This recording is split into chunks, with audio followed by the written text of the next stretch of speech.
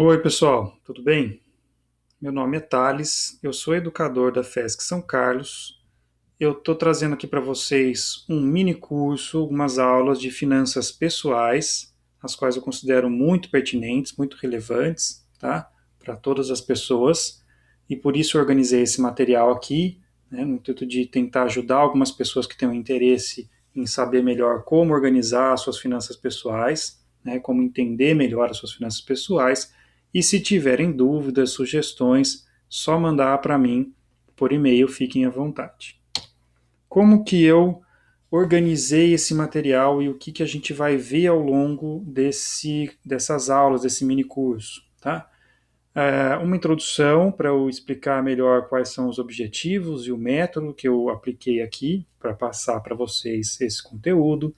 Esses conceitos iniciais de receitas e gastos, tá? A gente precisa entender melhor sobre isso e a gente vai usar isso para entender melhor as outras aulas na sequência.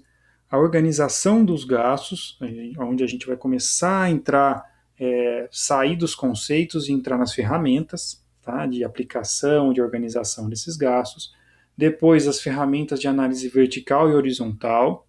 Vou explicar para vocês como fazer isso, tá? Não tem nenhum segredo, vou mostrar para todo mundo com muita calma e com exemplos como que a gente faz isso daqui, como a gente trabalha com isso. E por fim, para finalizar, além, claro, das dicas e sugestões que eu vou passar ao longo das aulas, eu vou finalizar com outras dicas e sugestões aí já dentro de um corpo teórico, conceitual e ferramental já estabelecido, já transmitido para vocês, para ficar mais claro como essas dicas e sugestões podem impactar nas finanças pessoais, certo? Bom, para começar, eu preciso dizer o seguinte: a ideia dessas aulas, desse mini curso, é transmitir alguns conceitos básicos de finanças para pessoas físicas, tá? Não jurídicas, que é só para a gente separar, né? Então, a ideia dessas aulas aqui não é trabalhar com finanças para empresas, tá? É trabalhar com finanças pessoais mesmo. Então, tem diferenças, né, em relação a isso, tem algumas diferenças importantes, e para a gente não ficar com a expectativa de entender de finanças. Então, nós vamos falar aqui de finanças pessoais, são coisas diferentes. Também, além de dar dicas e sugestões, trabalhar com algumas ferramentas, né, como a gente vai ver adiante. Então, o objetivo é esse. Para alcançar esse objetivo, eu vou tentar abordar esse tema de modo prático, o mais prático que eu conseguir, tá? Sem apego a questões acadêmicas. Então, trabalhar só com os conceitos que eu considero essenciais a gente aprender aqui, a parte teórica, para a gente já partir para a prática e conseguir usar essas ferramentas a nosso favor. Bom, então começando, claro, sempre pela parte teórica, para a gente ter uma base, né, da onde a gente vai passar para as ferramentas, né, para a parte mais prática, que é o seguinte: apesar de parecer óbvio para todo mundo o que é receita, o que é gasto e a diferença entre eles, né, e é meio óbvio mesmo, é preciso, né, delinear algumas pequenas diferenças aí que são relevantes. Bom, primeiro, o que é uma receita? Receita é qualquer valor que uma pessoa receba em determinado período de tempo, já vou explicar melhor isso aqui, porque eu coloquei isso, seja por uma remuneração, por uma venda, por uma prestação de serviço, pelo retorno financeiro de alguma aplicação, entre outras. Tá? Por que eu coloquei determinado período de tempo, assim como coloquei no gasto aqui? Ó? As informações sobre receitas, gastos, elas só serão úteis em determinado prazo. Não quer dizer que não seja interessante você saber a receita da sua vida inteira, os gastos com determinado item na sua vida inteira. Pode até ser relevante, mas é pouco útil. O interessante é você saber aquilo dentro de um determinado tempo, como a gente vai ver mais para frente, eu vou explicar isso melhor, tá? Bom, gastos. O que é um gasto? É qualquer valor desembolsado em determinado período de tempo, assim como a gente trabalhou com a ideia da receita, tá? Só que ao contrário. Então ele pode ser um custo, uma despesa ou um investimento. Essas definições diferentes aqui de custo ou despesa são para contabilidade. Então isso importa no mundo das finanças empresariais, da contabilidade. Das finanças pessoais, essa diferença não importa, tá? Não para o intuito que eu quero aqui da aula que eu estou passando para vocês. Pode chamar de custo de despesa, aluguel, conta de água, de luz, tanto faz, tá? No âmbito pessoal não vai fazer diferença.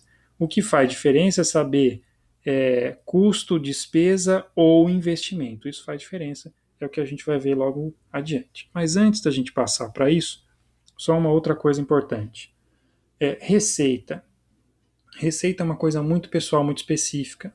Por isso que eu não vou focar também muito nessas aulas aqui nesse curso. Cada um tem a sua fonte de receita, a sua forma. Alguns, a principal, ou a maioria, creio eu, é salário. Alguns de vendas, alguns de renda informal, ou de prestação de serviço, ou por aplicação financeira, ou de aluguel, enfim.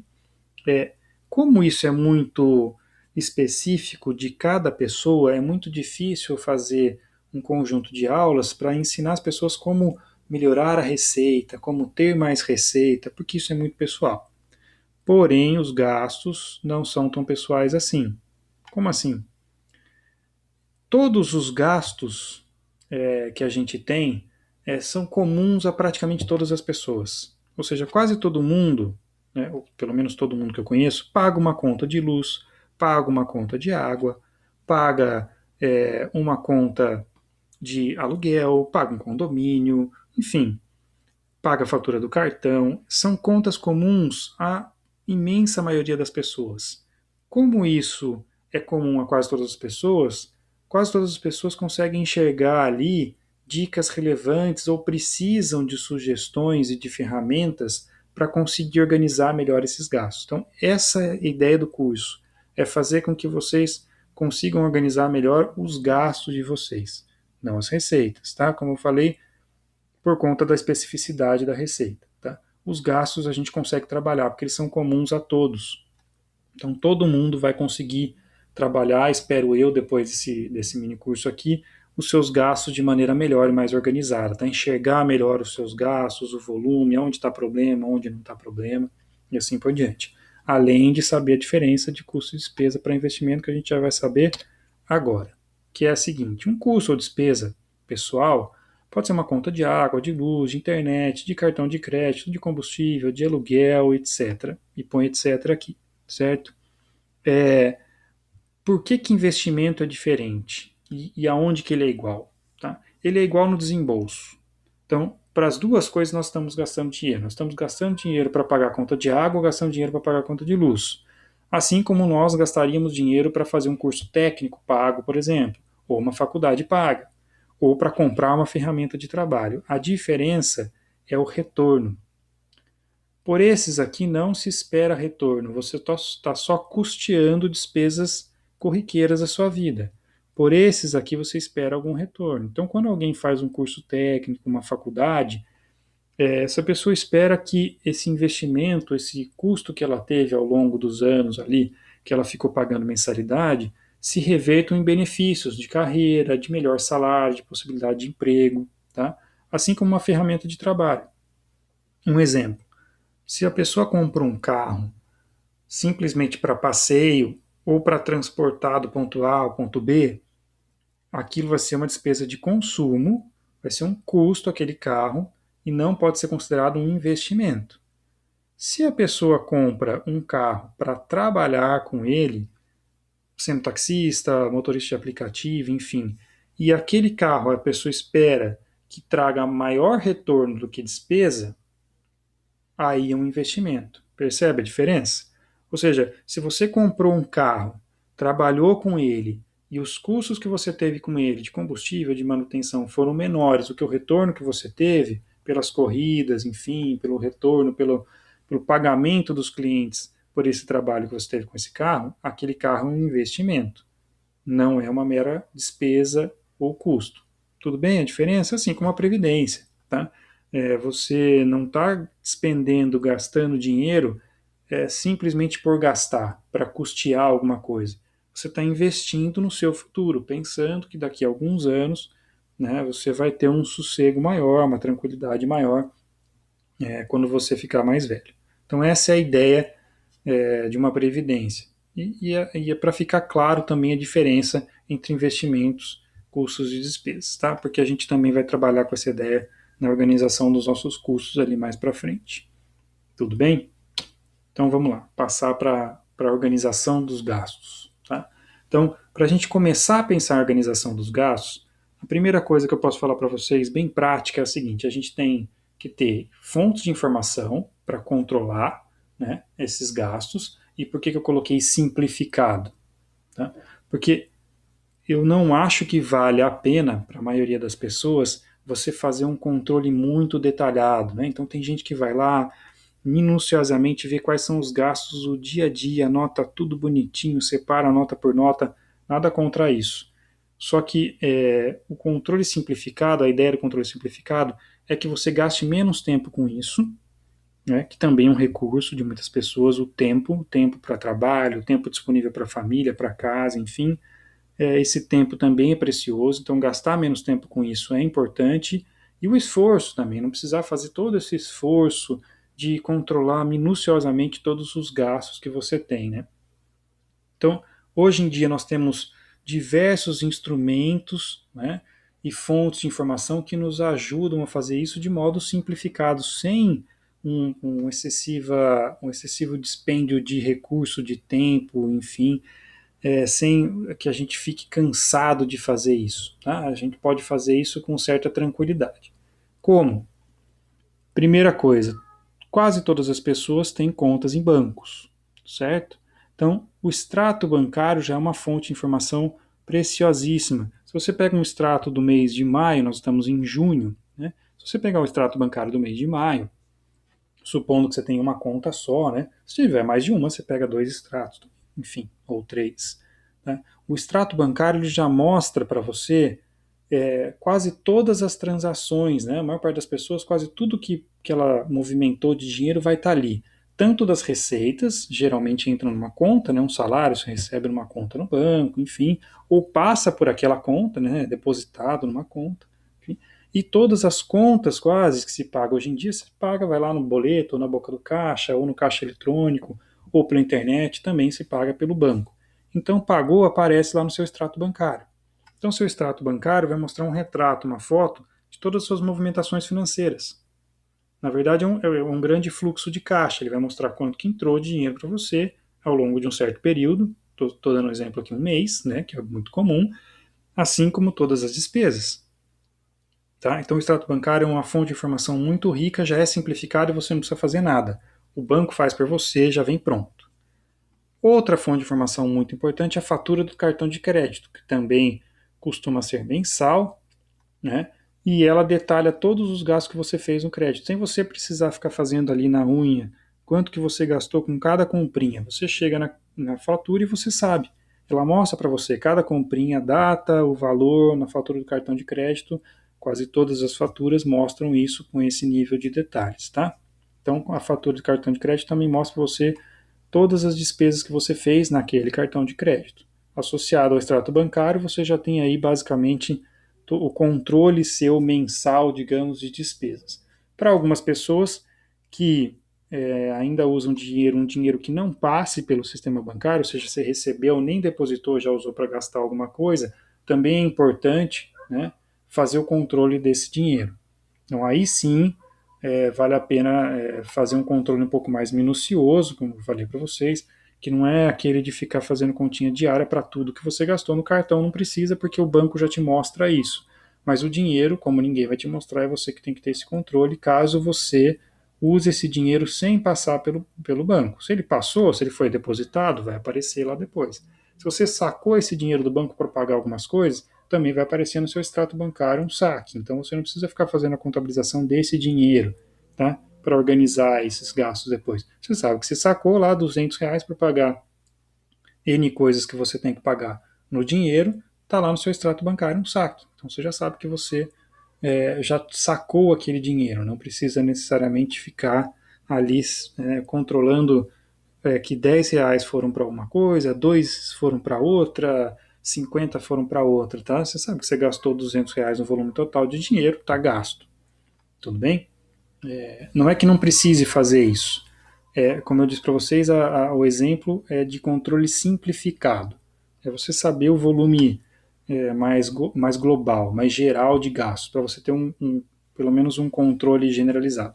Depois, a partir do momento que você aprendeu a organizar suas despesas, seus gastos e suas receitas de modo mais generalizado, aí fica legal e fica mais fácil você detalhar isso. Tudo bem?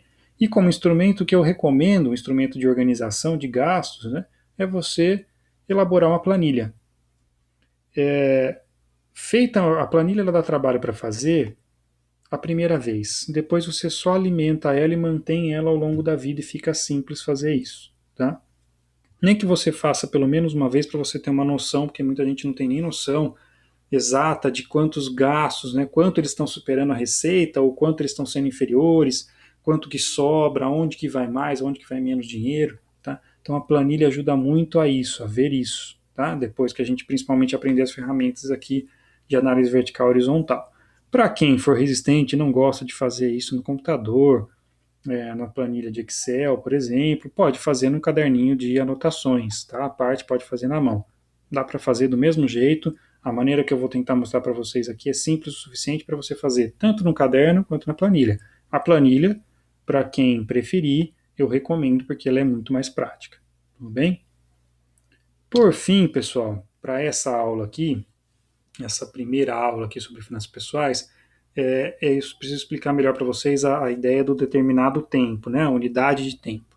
Então, quais são as unidades mais interessantes que a gente tem de tempo para organizar os nossos gastos? Né? Isso também quase todo mundo já tem essa noção. O mês e o ano. Como assim? Você organizar os gastos mensalmente, não precisa se preocupar com gastos diários, né, no primeiro momento, e depois ao longo de vários meses, né, você tem um agregado anual. Bom, por que primeiro por mês? Porque boa parte dos gastos e receitas que as pessoas têm costumam ser mensais, tá? Então fica fácil você já organizar essas contas mensais e saber quanto que elas foram, porque elas chegam ali para você num boleto, ou chega no extrato bancário, ou chega na fatura do cartão de crédito. Você vai lá e organiza na sua planilha ou no seu caderninho de anotações lá aqueles gastos mensais, tá? E aquela receita que você teve ou as receitas que você teve dentro daquele mês. Então isso é o mais comum para quase todas as pessoas, tá? Receitas e gastos mensais. Além disso, também é importante um agregado anual. Por quê? Porque algumas despesas importantes que quase todo mundo paga ou tem que pagar só vem uma vez ao ano. PTU, IPVA, imposto de renda, seguro do carro, né, por exemplo, né, mas mesmo que seja parcelado, às vezes parcela, mas não parcela o ano inteiro. Tá? Então, essas despesas que são anuais, você só vai conseguir enxergá-las se você fizer um agregado aí, né, além de organizar suas contas todo mês ali, pelo menos organizar suas contas durante o período de um ano inteiro. Se você fez isso por um ano inteiro, aí você consegue ter uma visão legal de como está a sua vida financeira naquele ano. Tudo bem? Se você fizer isso ao longo de vários anos, melhor ainda, tá? Porque aí você acompanha ao longo desses anos todos. Então, ano e mês são as unidades de tempo mais comuns e que a gente vai trabalhar depois aqui para frente, vou mostrar para vocês na planilhinha, enfim, como a gente organizar essas contas mensalmente e depois fazer um agregado de um ano. Bem, para a gente ver, tentando buscar sempre exemplos bastante práticos para a gente conseguir enxergar como que ficaria aí a conta de uma pessoa, exemplo que eu vou usar com despesas e receitas bastante comuns. Bem? Então, por hoje, por essa aula, é isso. Mais adiante a gente segue na organização dos gastos e já começa a entrar nas planilhas e nas ferramentas mais práticas. Tudo bem? Espero que vocês gostem, que aproveitem e qualquer coisa sempre lembrem de mandar por e-mail lá para mim que eu tento tirar as dúvidas e acatar as sugestões de vocês. Até já, pessoal. Obrigado pela atenção.